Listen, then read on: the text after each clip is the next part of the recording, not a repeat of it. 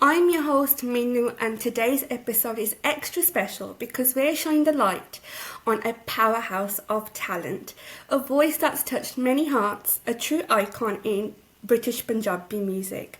She's not only built a name for herself, but she's also carved out a space for women in a male dominated industry. She's a dear friend of mine, and today we're here to dig deep into her journey, her wins, her struggles, and everything in between. The one and only Sonia Panesar. Sonia, welcome. Thank you very much, Sastikal, to all the viewers. Namaste, salam to everyone else as well. Just so glad we finally made it to here and a real privilege. And thank you for that wonderful introduction. Oh my gosh, feeling like touched already. Thank you. Thank you for having me. Oh, you deserve it. I know that you've been waiting such a long time to do this podcast, and we're finally here. So thank you so much for joining us today. I really appreciate your time. I'm just going to go into it. So let's start from the beginning, Sonia. What's the first thing that sparked the passion for music?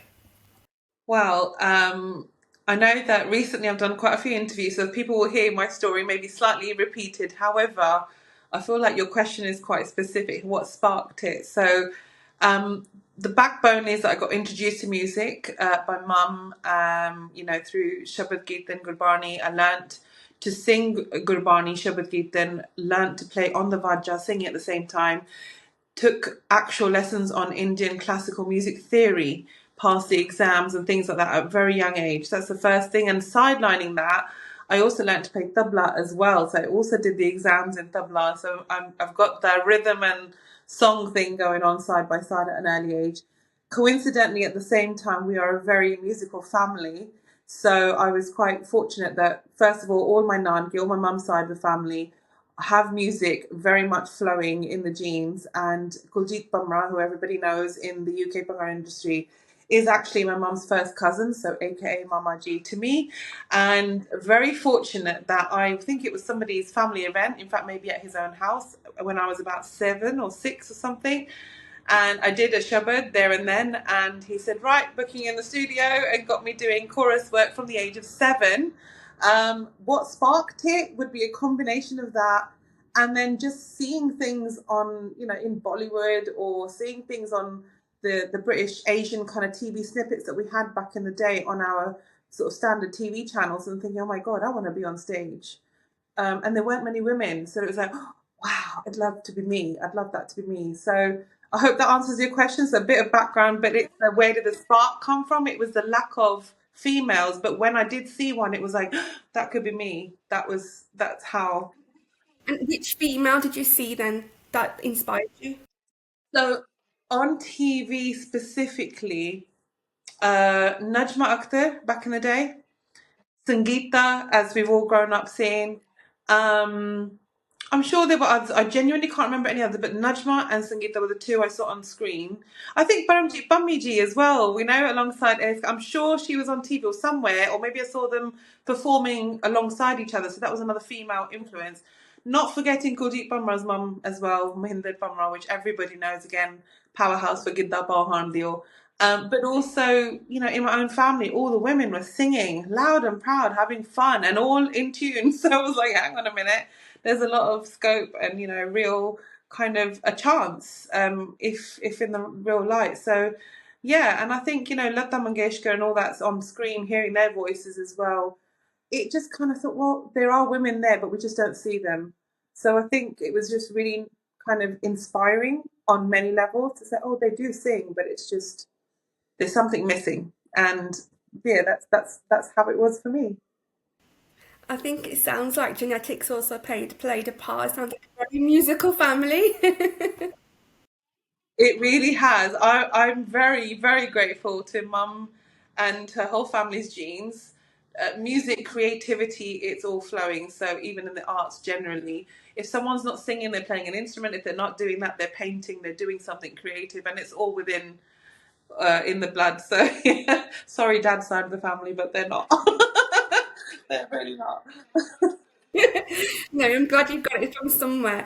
I was going to say your voice is quite unique, I find. I know that you love your traditional folk music, but I think you've got such a unique style as well. I mean, I think you kind of answered this question, but what were your earlier influences growing up? I know that you've mentioned Bollywood and obviously you had a musical family, but was there anyone in particular that you used to listen to or anything like that? Yeah. So yeah, you're right. I have answered some of that already with the names that I've already mentioned. But I think what was quite unique was, again, in my early childhood days, there was very few radio stations. Back in the day, it was called Sina Radio in London, now known as Sunrise and things like that. But it's like Sina Radio were playing the golden oldies, and that radio station was blasting all the classics, be it Bollywood, Punjabi, Surinder Kaur Prakash Kaur, Musarat Nazir, Mahinder Kapoor from the male kind of guys.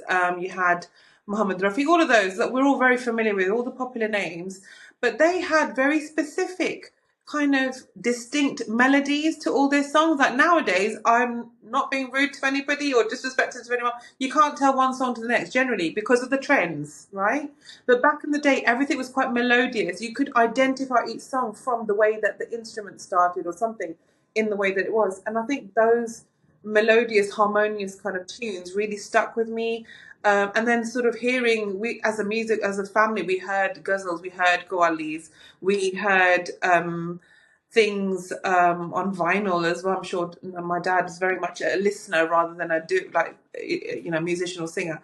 But then later on in the teens or growing up throughout, so that was early childhood, but later on, a lot of you will know my younger brother, Bobby Panesar, also famous for his percussion, dolgi, everything like that. Now, he's just a few years younger than me, but that generation gap where I listened to everything traditional, he was the person that was born a few years later that listened to everything Western. So he was blasting things Western in the house. And so growing up with him and then his musical journey parallel to mine, I was quite restricted in many ways or very kind of zoned into sort of certain things. Whereas his journey, he's performed all over the world. He's played with sort of Asian underground fusion, so many different genres. And hearing that around me was like, oh my God, I could sing to anything, I could hum to everything. So I would say, to answer your question in a nutshell, all of that meant that I felt like I could put Punjabi lyrics, melody on any genre. And I think if you know my music closely, especially more of my original stuff rather than the covers, you will hear that versatility coming through in the way that I sing. So that's that, I think. Yeah, no, I absolutely hear it, especially in your track Butterfly. I think that really reminds me of what you're saying. I can actually now that you've told me the story about your brother and what he used to listen to, I can kind of hear it in there because it has that modern vibe to it, but the words are very traditional. So definitely. Absolutely. And just to add, actually, I've just remembered, as you said, butterfly, you've just sparked another one in me. I also had a radio career, so I was also exposed to, oh my gosh, I was kind of running a station, a community radio station of over 90 DJs on rotation of all different genres. So we had house, we had drum and bass, garage, jungle, reggae, dub, and all of that excites me, just hearing the different genres of music, the different kind of accents and ambiences coming through. Some of it was psychedelic. It was really kind of above and beyond my head, like completely. But just to sit and observe and hear all of those influences. And Asian Underground was a big thing too at one point. So all of that combined, and also my love for things like Janoon, Hadika Kyani, and all of that. I'm just, you'll ask me who's your favorite. I don't have a favorite. It's music is universal to me. So all of those influences, and I feel very fortunate in the generation that I've grown up in, just meant that I felt I can put Punjabi melody or Hindi melody or anything Indian on any of those things, and that's really and truly where all of that kind of makes me a whole. The Punjabi folk specifically, with all the people that I've mentioned, and hearing that in and around our weddings and things in the house as well, in our families, meant that we were all singing along, and we're still singing them today, which is lovely. Yeah. That's so nice, and I can see that passion coming through when you're mentioning those names. It's actually quite nostalgic. It's bringing me back to my memories as well, singing along. But I can see how much it means to you. I can see, the emotional connection it has with you for, each time you've mentioned anything. So yeah, I can see that in you. But what I want to know from you is there a moment where you were in a studio or on stage and did you know that this was your calling? Like you said that you were 7 years old and Mama G said that you're going to go into a studio. Was it that moment or was it something else that you knew, this is your calling, this is what you want to do? I feel like um, I don't know what you've put me on the spot, and I know that you were going to ask this as well, but it's weird because when you actually think about it,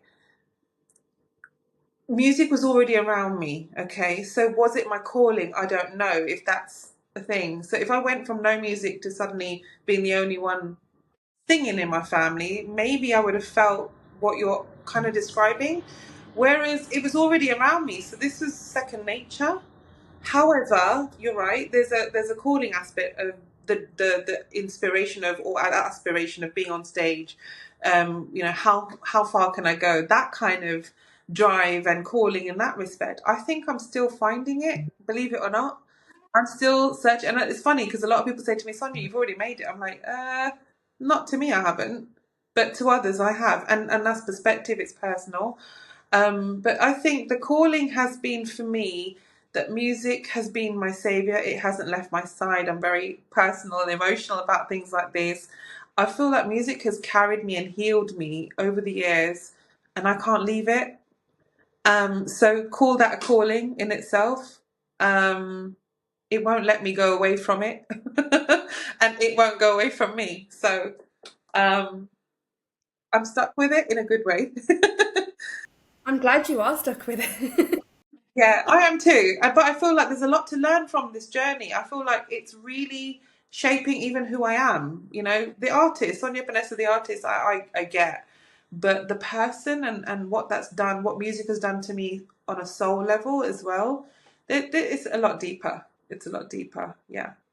I mean, Sonia Panesar, obviously you're on a journey, and we know that, and I can feel that from you, and I know that you're saying you're not there yet, and you've got a lot to learn, but we all know you've recently won some amazing awards, so a huge congratulations to you. Thank you. Um, how did it feel at that point, knowing that you just said that you're still on a journey, but how did it feel being recognised in that way, especially in the UK scene? Oh my goodness. So you can probably see it in my face. I'm exploding into emotion here. I need to tell you a little bit of a backstory before I answer that question. So I think I'm trying to remember. I think it was about 14 or 15 years ago. I was invited to an award ceremony, which was the very first time I was asked to come along, and I was told you will be. You have been nominated. You will be receiving as the only person for a lifetime achievement award, and that was 15 years ago. And I was like, wow, excited. And actually, I just had my eldest, and he was just over a year old. So there was a lot of kind of health issues and things going on, and I wasn't sure and confidence. I hadn't sung anything for a while, and it was like, oh my god, someone's reached out. It was great, but unfortunately, when I got there, I was dismissed completely, and I had the shock of my life to my confidence because I was invited. I prepared for it, footage, you name it, everything was collated, everything was documented. And suddenly I was not called. The event happened, and they said, "Oh, sorry, someone changed their mind backstage." And that moment broke me, confidence wise, 15 years ago. And I don't know how I felt after that. All I know is it was a very horrible feeling.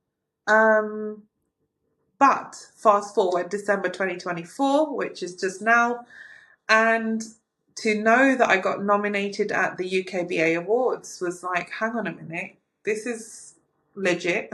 First of all, it's a regular award that happens. I've seen it. I've seen many of industry professionals kind of go there and really win, and by true public voting and everything like that. And I went there in the category of Best Female Singer, came back with not that, which was like, whoa, hang on a minute, what happened? But actually ended up winning a whole separate category, which is for being one of two female artists. Me and Veronica, both of us got the most Best Inspire Award, so being inspirational for all our contributions across the industry. And that to me was beyond the Lifetime Achievement Award. That to me was the first time I felt seen in all my years of singing, of representing this industry. It's the first time I felt heard. It's the first time I stood up in front of the industry to show my face and say, hey, this is Sonia Panesar. So it came with a lot.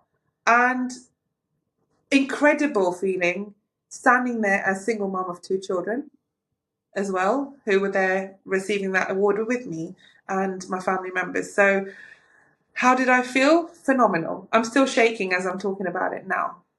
That was the first time. And following that, I got two more nominations. I didn't get those awards, but I'm so incredibly grateful that for me, that one award has done it for me. If I win any more, get recognised for any more, I'm happy.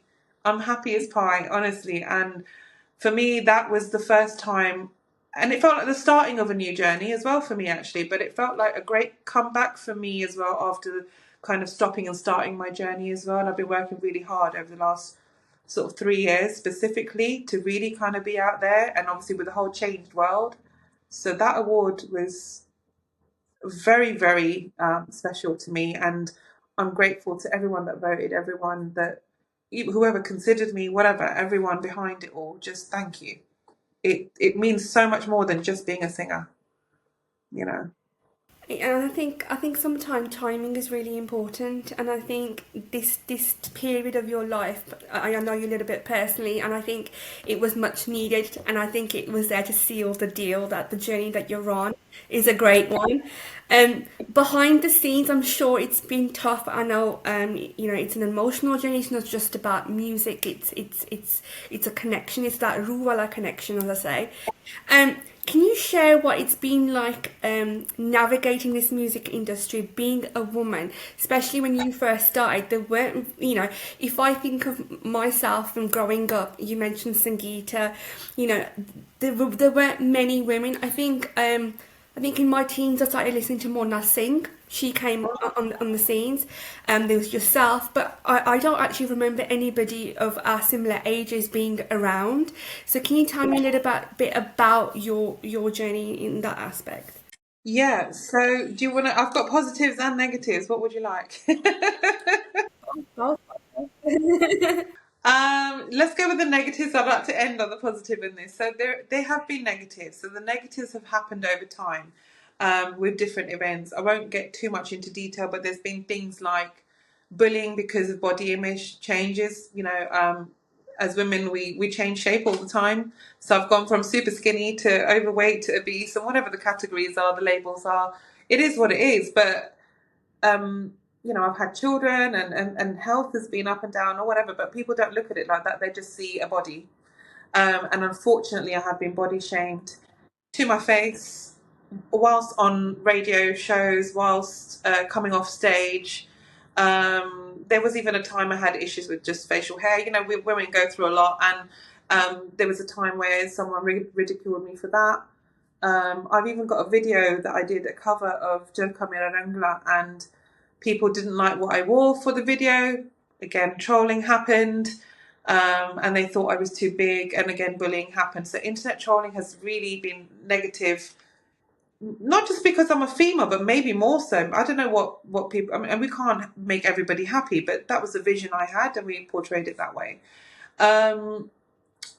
There's other things, unfortunately, sadly, there is a lot of ego in the industry, and I have found in the UK industry, where people will side with one another. There will be cliques of people, and if you fall out with people, those cliques won't know you anymore. They will detach from you altogether. If you're no longer connected, therefore you lose fan bases, you lose professionals. But then it's taken a lot of healing work to realise that actually they weren't my true followers in the first place. If they really valued my talent and who I was, they would be still here for the work that I do, or for the way that I sing. Instead, it was because they knew somebody else. That's why they were connected to me. So that's not a true follow, but it's taken a lot of healing to kind of understand that. There's been things, unfortunately, there's a lot of sexual predators in the industry, as well as those on social media, fans and followers. You don't know what you're being exposed to. People wanting favors for stuff. I've had only a few years ago someone who said, want to work with you, want to collaborate with you. You know how this works. Meet me for you know what, and then we'll do a track. I'm like, no.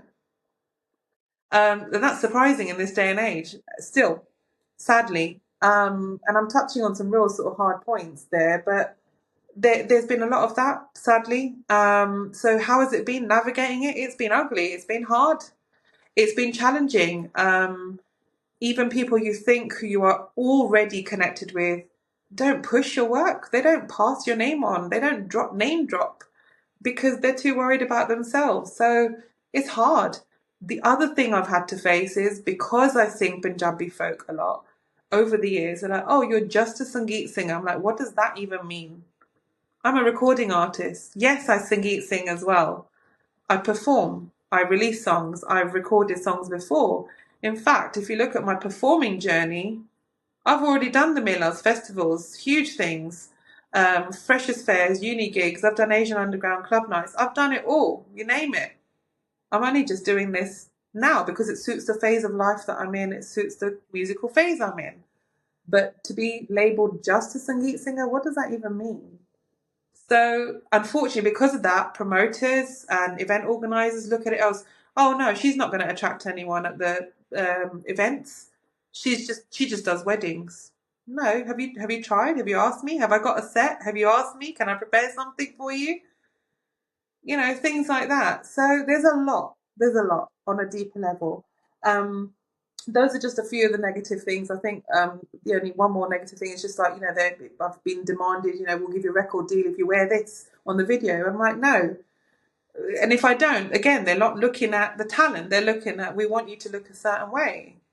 So it's been hard. The positives are the ones that do see the talent. And there's a handful. And especially in the last few years, there's been some amazing people I've met. Not forgetting Gurjeet from my Mama G, obviously, and there's obviously people along the way from the early years as well. But people now have got more of an open mind and they genuinely want to hear a certain sound, and they've actually listened to my voice. They've tried to hear me in a different light, and they're trying to understand my voice. The people who have taken the time, they are the ones who have studied my voice and say, you know what, you can sing this and actually you can go really far. Those are the people I value. And they show respect. I walk through the door, through their studios. Oh my God, Sonia, the artist is here. That's nice. You know, and people, they're on the phones, they're on video calls to other people. Oh my God, do you know, have you met this artist? That's respect. And sadly, that's only happening now. And I've been in the industry for so long. Going back to negatives for 1 second, the funny thing is you're telling me about the negatives and then something that happened a couple of years ago, but it doesn't faze me. Unfortunately, our industry is still the same way, I personally believe. I mean, has there been any moments where you just wanted to walk away from it? Um, I think the amount of work that an independent artist has to do now, let alone being female, it's so hard work, so much hard work. It's more than 24/7. There's a lot of work because, you know, we're in the world of the web and social media and everything else. As what is expected of us to show up and be present is more than a full-time job. It's more than looking after your kids. It's more than everything else.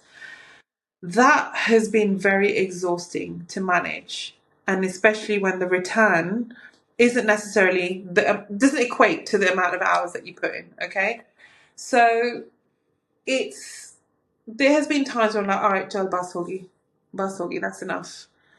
Or I'm not going to put something out for a while. But then actually, like, there's again that Kira, that little ant inside me that says, no, you're going to be back. You're going to do it. And somehow I just keep going. So have I thought about completely giving up?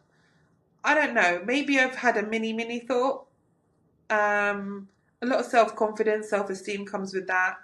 because you think, hi, I'm getting older, or maybe I can't sing the way people want me, or maybe there isn't a gap for me in the market for that. I don't know what, and people's expectation versus where my goals are as well, they don't match, and that's a hard one. That's a really, really hard one when you've got a goal, you've got a vision, but it doesn't match what people are expecting. I've done a radio interview, for example, a year ago, just over a year ago, and they said, oh, what's your biggest goal? And I said, I want my voice in a film. They're like, what? I laughed it off. And I was like, wow, that was live on radio. So you don't believe in what I've just said. Instead, they said, ha ha ha ha, and brushed it. But hang on a second, haven't you already done Bollywood? So I have sung as a chorus vocalist on a Bollywood track, Teri Meri Ek Jind, in the film Bulandi. The main singers were Kumar from Hira and Viva, who's also known as Alicia, I think, later on in the day. But I did the backing vocal work there. I've also done a kind of an ambient track for a British Asian feature kind of independent film. And that was called The Winter of Love. And that was kind of covering specific themes for a purpose. And my voice is featured on that one as well. So I have done it, but I'm thinking right now Bollywood and the Punjabi films and Bollywood films a lot more. And who knows, maybe beyond that. But why not? But also being a chorus vocalist and being a main vocalist, there's a big difference. So I, I I have that goal. I have that vision. I don't know when or how, but it's a goal. Yeah. No, and I'm sure you're definitely going to achieve it. I have no doubts about that. That's your goal, and just go for it, Sonia, because you are amazing. Oh, thank you. Um, I was gonna say your songs carry a lot of emotion and a lot of truth. Is there one that's closest to your heart that tells your story? So all the Punjabi folk songs that I do are already very meaningful. They date back decades of lyrics, emotions, and things from so many years ago. And I feel like I do deliver them in my own way, but somehow the passion and the soul comes through. But going to answer your question specifically, hint, hint, maybe it's the first time I'm saying it here. I think it is the first time I'm saying it out loud. Most of my original songs are personal. They are personal stories that I'm sharing in a poetic way. Most, if they're written by me. I think I did one written by someone else last year. Jandar, it was written by Basha. That was his story actually that I sang, which I absolutely loved. Again, there was soul and emotion in it. But Halviraba, which I released just over 2 years ago, it was a story about a young girl who had a crush. And yeah, and I wrote that in my late teens, early 20s, by the way. And it was my first, sorry. Have you got a book of songs that you've written or anything like? It's my list of things to do. I need to amalgamate, like, I need to compile this list of songs and put it into an actual book because that was the first penned Punjabi song. And then obviously I composed it and then ended up singing it and releasing it. My first penned, I write in Hindi as well. So my first penned Hindi song, there's two actually. I can't remember which one came first. I think it was Sapno Mein. Sapno Mein was actually sung and released on a dub plate with oh god, they're major in the dub world, and they're called Alpha and Omega. It was on their album Spirit of the Ancients. So I did this whole spin of a Hindi, my own song, on the dub plate, and apparently it was blasting at all the dub reggae clubs for absolute. It was became an anthem in their world. Fantastic. So that was an early one. So both Halvira and Sapno Mein were my first one Hindi, one Punjabi penned songs. I've written many after that. Not all are released yet. They're coming. It's as of when I'm ready to like, okay, that can go now. But yeah, I have, and so they are personal stories. I'm not gonna take that away. They are. I'll be the you can figure it out yourself. No, no, I've heard them. I can tell which ones they are. That's where the question came through. Um, I think for me, watching you sort of grow the last couple of years, especially, I've seen you evolve, not just musically, but as a creative force. Now, learning from this interview, knowing that you write in different languages, Hindi, Punjabi. What's next for Sonia?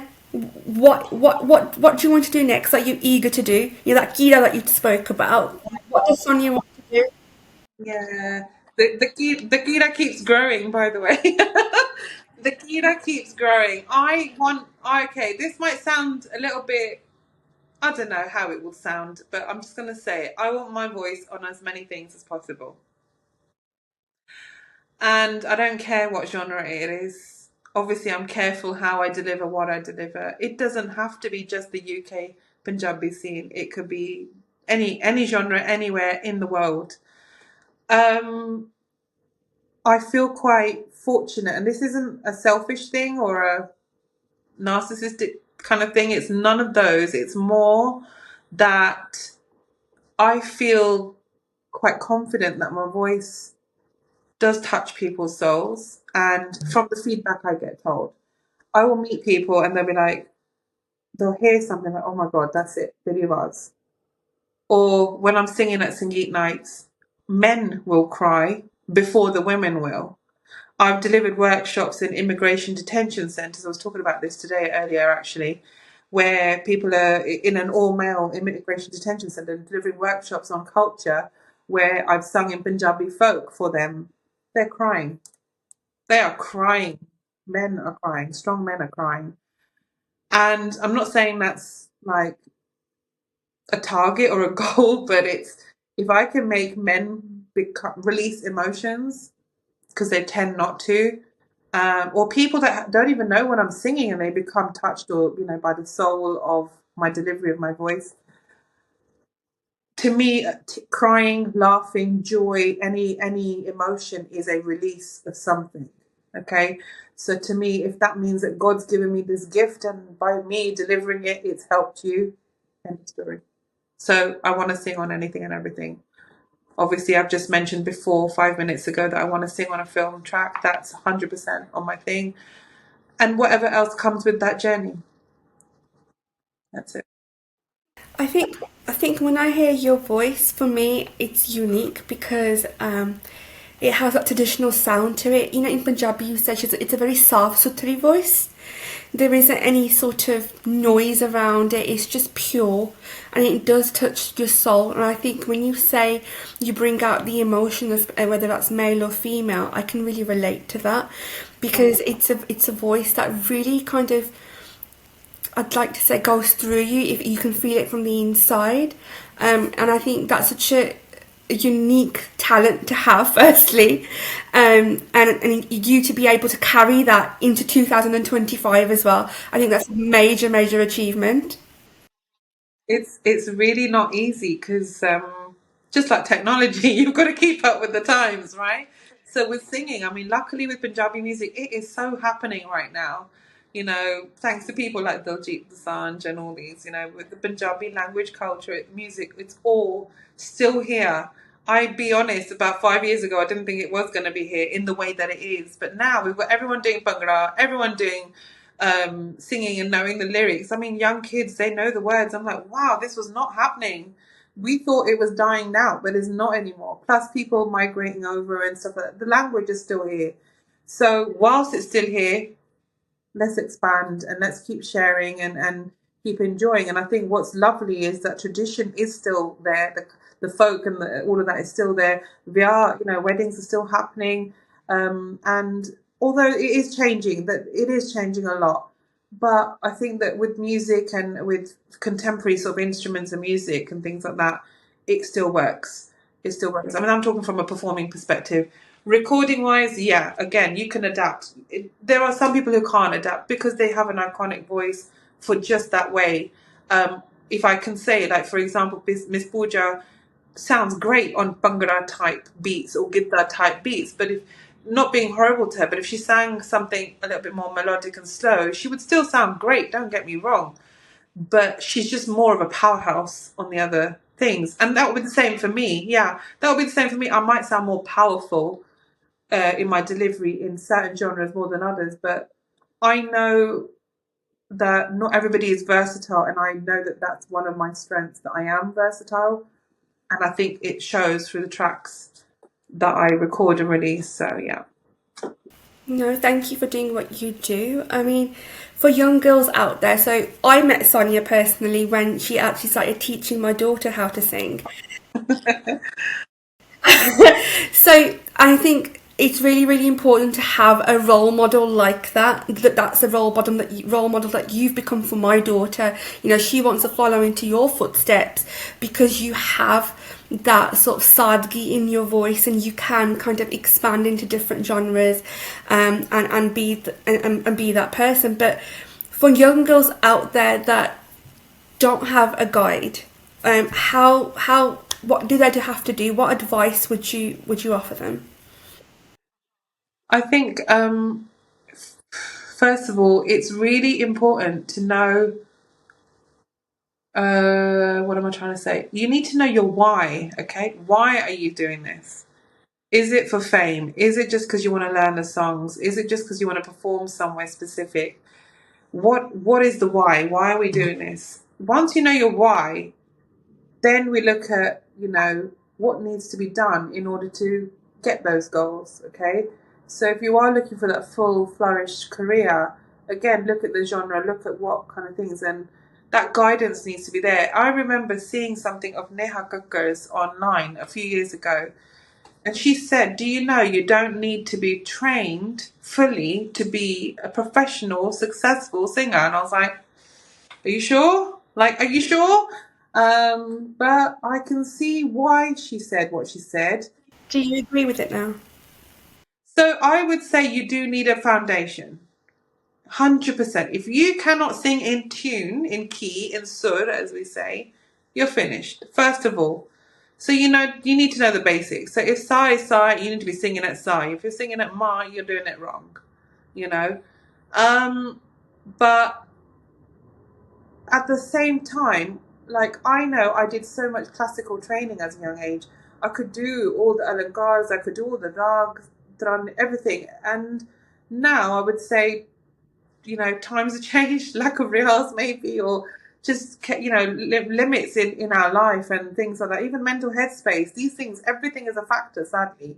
And living in the UK, our lives are hectic. Most musicians have a day job as well as what they do, plus family life. So I would say for a female specifically, I would say, look, there's going to be a lot of things happening in your life, whether that's making a family, not having a family, and showing up as an independent female, whichever way around it is, dealing with society and their judgments, dealing with people and just the fact that you are female, and the objective, I can't think of the word, the objective kind of objectification. I don't know if that's a word. I'm making it up if I am, but you know what I'm trying to say. The fact that you are an object to the males. Sadly, you've got to think about all these things. You've got to think about being strong first. Get your singing foundation done. Know the basics. Even know the language that you're singing in. So, if you're, unless you are an R&B singer, your pronunciation is going to be different in Punjabi. But if you want to sing Punjabi folk, sing Punjabi folk with the language and the pronunciation correctly. Things like that. So I remember a long time ago I was in the studio and a particular singer couldn't say babad. So I was hired to come in and fill in that word for this female singer. Oh, just for the word. Oh wow. Yeah. I had to come in and say babad for everything that she said because she couldn't say it. And then they mixed in my voice with hers too. But she's still successful, and she was successful, but nobody knows that was the thing in the background that made it happen. So, but to be your own person, make it your own. You don't have to sound like anybody. I don't sound like anyone, and I know this very, very, very. They'll be like, oh, but you, no, I don't sound like Lata. I don't sound like Asha. I do not sound like anyone that I can think of. I'm just me. You're Sonia Panesar. So be you, right? Yeah, be you. And I think for me, you've got Lata on one side and we know Lataji's voice, you can recognise it, where there's Asha Bhosle's voice, but then you've got Sonia Panesar's voice, and I also recognise that, and that is a uniqueness about you. So that's something I think girls these days, children these days, whether you're male or female, is irrelevant. I think just be you and not to try and copy anybody else. So that's a really important message. So thank you so much for being so open and honest today, Sonia. I've loved it. It's gone really quick, hasn't it? It has. It really has. I feel like we can carry on because normally outside of this we would be. Yeah, that's your 15 minute voice notes. I think your journey is not just because of your talent. I think it's because of your strength, definitely your resilience, and I think your grace as well. I think that's your uniqueness, the way you carry yourself, regardless of all the judgments, and how strong you've been over the years. And for everybody that's listening, remember, just music is just not about the charts or the award. It's about the heart. It's about the story and the soul behind the mic. And Sonia Panesar definitely has a lot of soul behind that mic. So please keep supporting talent. And I will catch you next time on Bhangra Music Podcast. This is Meenu signing off. Stay desi, stay proud.